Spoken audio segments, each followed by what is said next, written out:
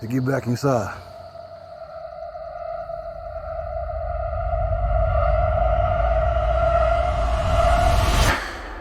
Making good vampire stories is hard.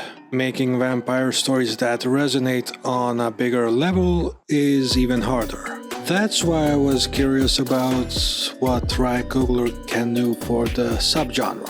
He is a director with an impressive resume, having directed Fruitvale Station, first Creed movie, and both Black Panther movies. He has shown that he is a skilled director. He's not made a bad movie as of yet. And Sinners is a near home run.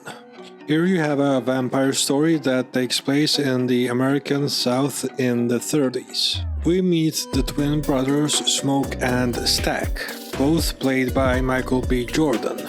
They are veterans from World War I. They return back to Clarksdale, Mississippi, after being mafia members for the Chicago outfit for many years. They use money they stole from gangsters to buy a sawmill from a racist landowner, to start a juke joint for the local black community. Their cousin Sammy, an aspiring guitarist, joins them, despite opposition from his pastor father, who warns him that blues music is supernatural. And that's basically the start of this movie. It's a lot more than that. It sounds simple, but it's a lot more than that, and it's not the usual vampire horror movie either. This movie is about religion, it's about music, it's about race, it's about racism, sin and redemption, and it's about freedom and identity. So there is a lot in this movie, a lot of themes and a lot to take in with this movie. It's not your generic vampire movie at all. Ryan Coogler, he takes a quite basic premise and makes it into one of the best movies of this year so far. It was both written and directed by Coogler.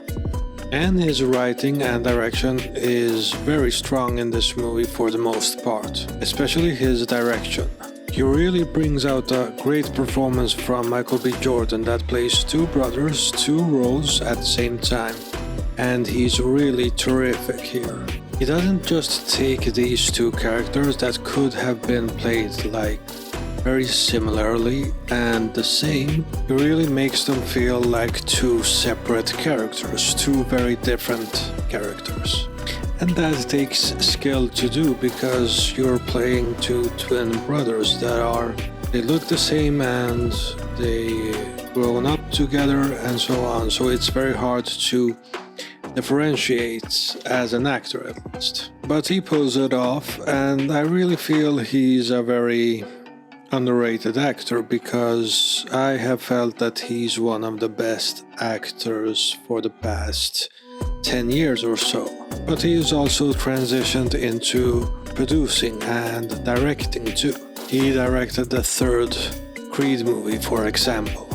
So he has expanded into several different roles in the movie business area. The movie also looks visually stunning. The production design really engulfs you in this time and era because it really feels like the South in the 1930s in the US.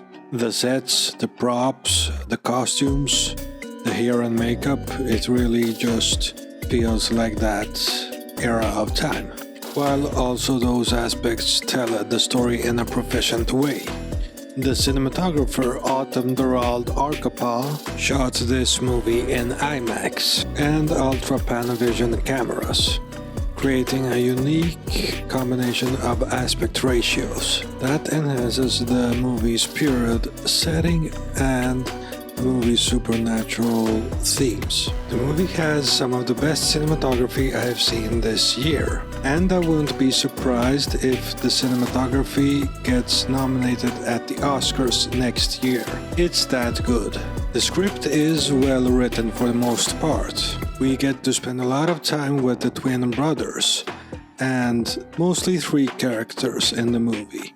But then we get a full group of characters, and their interactions are well written. Like I said earlier, the movie deals with a lot of themes, and for the most part, those themes are well developed in the whole movie. And that is the main point of this movie. It is the themes of it. It's not that much about the horror. It's not particularly scary. I don't think the horror really works in this movie, and I don't think it was the focus. It is a movie that has vampires in it, so you're going to expect horror to be present in it. Because the vampire as a staple in horror is presented as that, and has been presented as that for about 100 years or so. Especially with Dracula, that is the most popular vampire character of all time, and has been told, that story has been told many times before, and there has been remakes, and the most recent remake was Nosferatu from last year. So we got a lot of Dracula, and we got it told many times before. And for the most part, it has been serious horror movies. Not every time. There has been comedic versions, comedic movies, comedy movies of Dracula, and it's really hard to make the vampire scary anymore. You can basically only do different endpoints into different versions of the vampire and different stories surrounding a vampire. The Dracula story is basically the same every time it has been remade.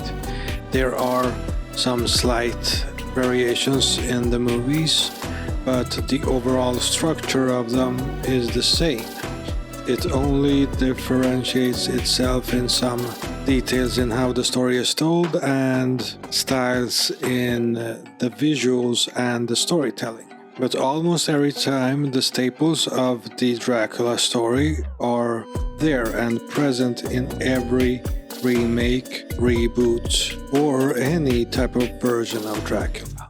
So it's refreshing to see a vampire story that is very original in this movie, despite that it won't satisfy the most hardcore horror fans. And it's truly one of the best movies of this year. And I know there is a lot left of this year, and there will be many movies that will be on my best of list, but this is really good. And for now, I think it will end up on my best of list. It might not, because there is a lot of movies left to see this year, but it's a really strong contender. I'm giving Sinners an 8 out of 10. The biggest issue I had with this movie was that it lacked tension, and it lacked the horror. It wasn't really scary.